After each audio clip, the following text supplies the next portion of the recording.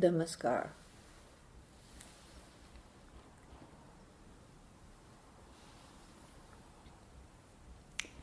There has been a question about Lord Shiva and about a woman of very ancient times who lived in the Mediterranean area. So I will speak today about these ancient figures. Lord Shiva lived in a time when the world was not so populated, and he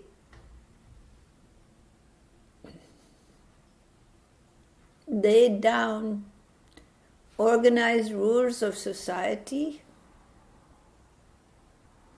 and the practices of Tantra, which became widespread throughout the Himalayan area. He was the father of Tantra. Before him, the spiritual practices were known, but they were not systematized. The sadhus of the mountains and the caves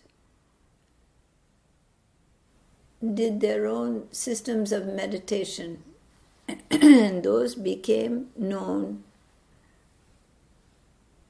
But it was when the great Lord Shiva came that those practices became systematized and available to all who would want them.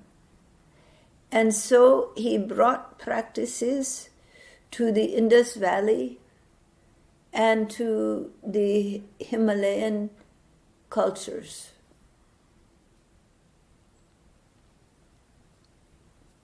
He himself traveled little from his residence, but those who studied with him traveled far and wide. And word spread, and people came from all manner of mountain cultures and communities to study with Lord Shiva. And his teachings crossed the boundaries between the hill people, which were Aryans, and the dark people of the valleys. Both studied with him, both practiced with him. He united the tribes. And out of that came the great civilizations of the Indus Valley. He gave instructions on how to develop systems of water transmission, many different advanced designs for cities. He gave much, and they were adopted by the people and built. And thus the Harappan cultures flourished and thrived from his teachings. And he became the Sadguru, the true teacher, which all worshipped. And so the representation of Shiva became the lingam. And this iconic symbol became his symbolic representation, even in the early days of these ancient civilizations. He lived in the woods by the waters of the rivers, and due to his great powers and realization, Even the wildest animals came to him and sat quietly in his presence to receive his darshan. And that is why the symbol of Pashupati became engraved as the artists drew Lord Shiva surrounded by the animals of the woods in the most miraculous way. It had stunned the minds of the people who had seen it and had sat with the animals who came to the darshan of Lord Shiva. Quiet and peaceful, getting along with people and with other species. All manner of animals came to sit with Lord Shiva because in his presence they felt complete safety and the spiritual harmony. And so they came to do sadhana, just like the people of the caves and from faraway lands in the Himalayas were drawn to Shiva. They came knowing there was a presence they had to go see. And they were not disappointed. For Lord Shiva was a great guru. He was a Sadguru incarnate. And he had knowledge of vast systems that were beyond the ken of those peoples of those days. And he spread knowledge wide.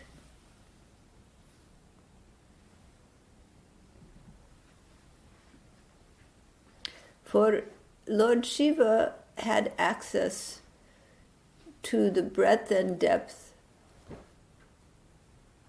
of past and future as well as present.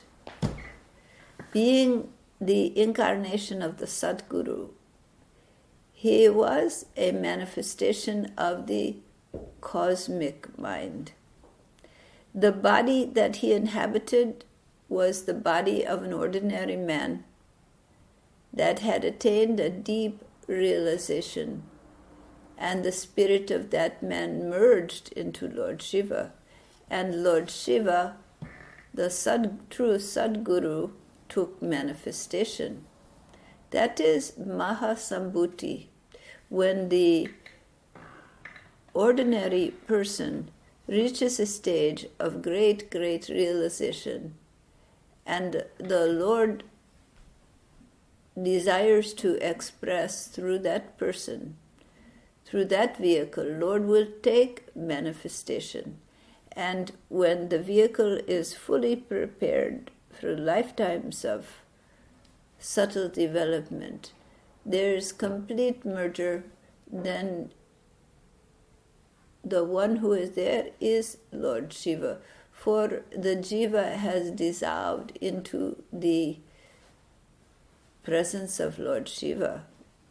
And so was the case that Lord Shiva took form in those ancient times.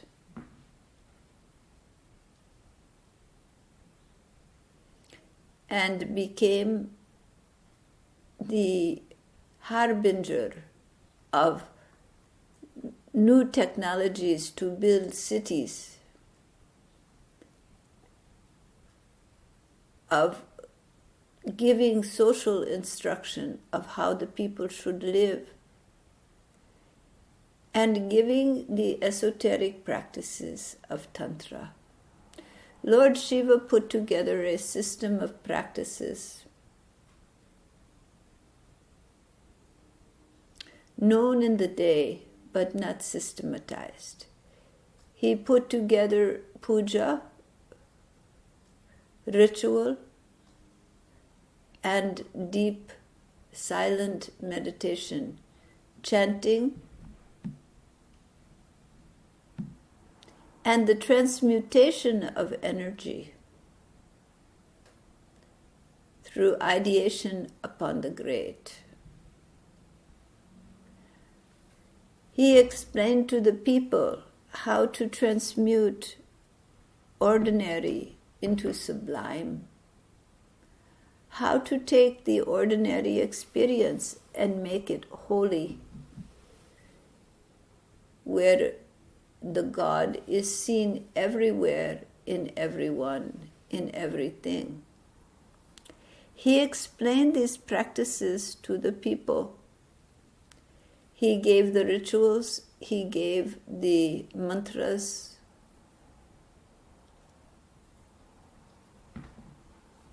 and his name became sacred.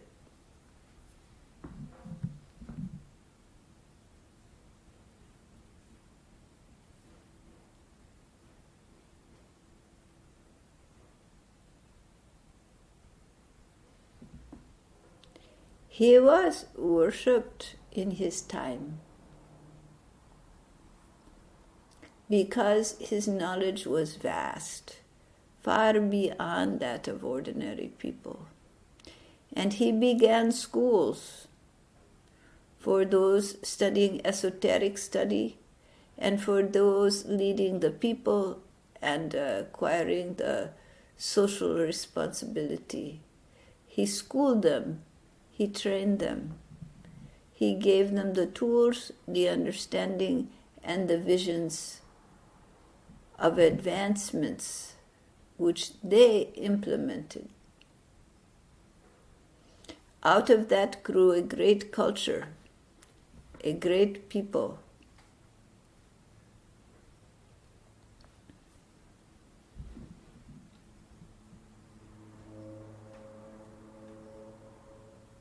With many advances unknown at the time.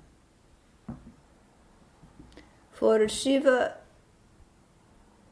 was an embodiment of Taraka Brahma, of that tangential point between the unmanifest universe and the manifest universe. He embodied that tangential existence of Taraka Brahma. Taraka Brahma is an aspect of the cosmic mind, where mind dissolves into being.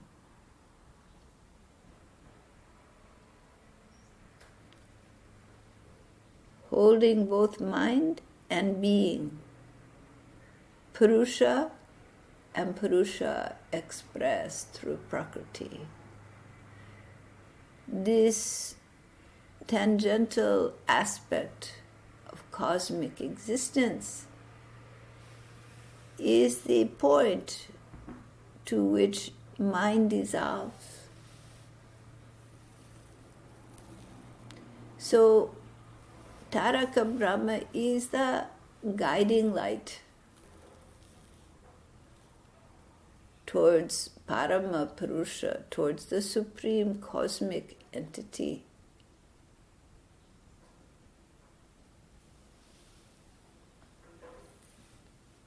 There was an earlier expression of Taraka Brahma, even before Lord Shiva, in very ancient times, beyond the memory of today's people.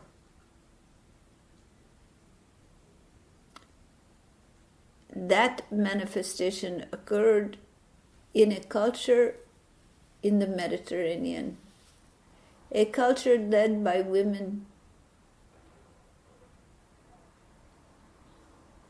where women, the great mothers, ruled. It was in the time of the mothers, the clan mothers, and when the clan mothers were forming the city-states.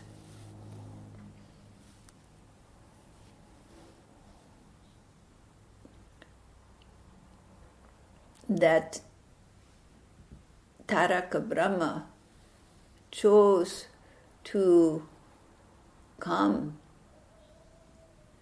and facilitate the evolution of human beings. He took the form of a great priestess. a form which was highly evolved. So this woman dissolved her being into the great Lord. And that divine one expressed as this priestess, as this great sadhu. And she gave knowledge to the people.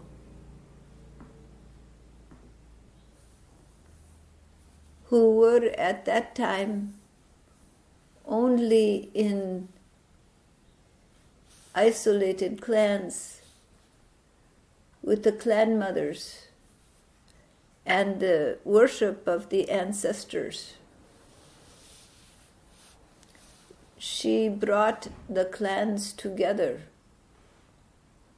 many clans. She formed the system of goddess worship, and she formed the outline and inspiration for the development of the city-states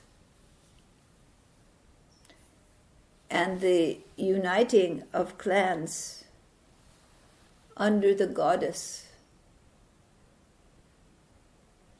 to come together in villages, in community, for their protection, their strength. Under her, the goddess worship blossomed, for she gave the vision, the knowledge to those ancient clan mothers and the people of the clans. She went from clan to clan, uniting them, bringing them together, weaving them together, until they came together, and she gave the vision of one goddess, who all the ancient ancestral women would be a part. And that goddess made the line of priestesses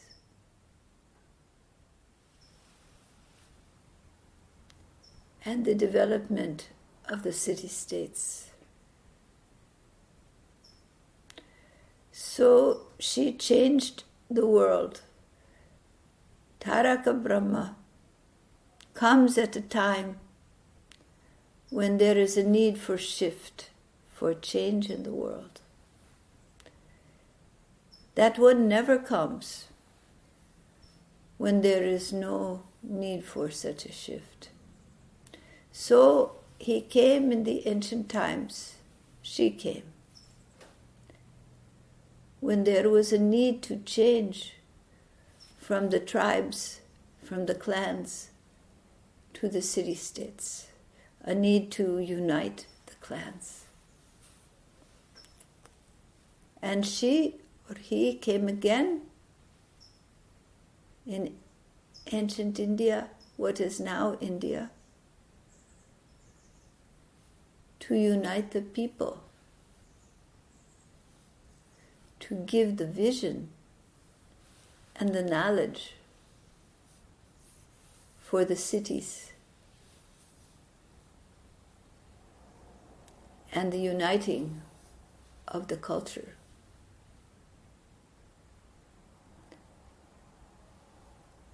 And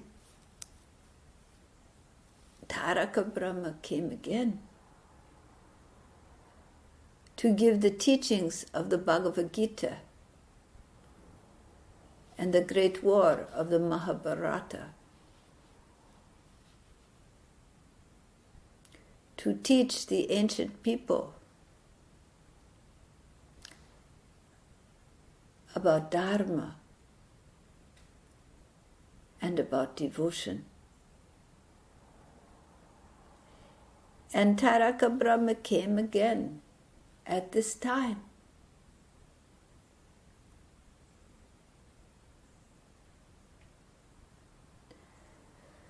To teach the people the vision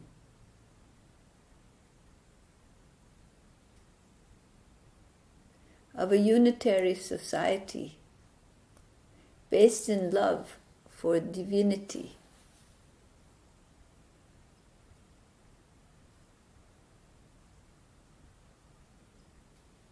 where all people of all castes, colors, and class have a place. A united society.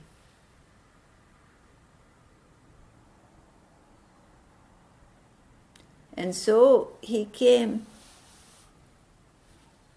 to give the inspiration, the ideas, not to build an organization, but to build society. Organizations come and go, but ideas are eternal. They inspire the minds of those who are ready, and they change the world.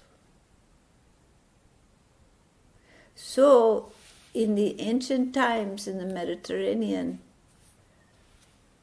Taraka Brahma embodied to help the living beings to show the path to freedom and love, and to inspire them in their evolution to unite.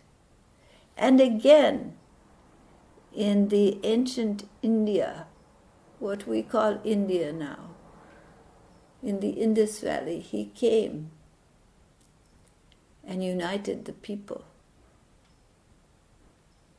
to form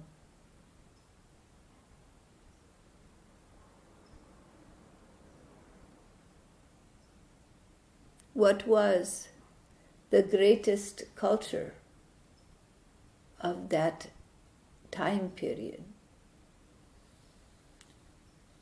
And again, he came when there was a need to understand Dharma and to unite the people in a great religion, a great understanding of the true path, of the true yoga, of devotion, of love, and of Dharma. And again he came. Taraka Brahma, she came, he came again. In these times, to further understanding, to bring the seeds of ideas that change the world. It has always been the seed of ideas, not organizations, that Taraka Brahma has brought to the world and seeded the future. This is the mission. This is the expression of the cosmic mind giving grace to the living beings that they may move forward in their evolution. All right? Are there any questions? This first woman, Taraka Brahma, which region of Mediterranean in relationship to present countries? Is there any kind of or closer? I will not say exactly, but where there was the growth, the most growth of the ancient matriarchal society, you will see her footprint.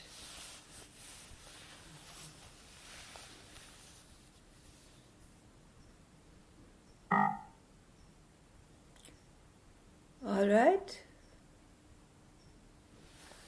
All right. Namaskar.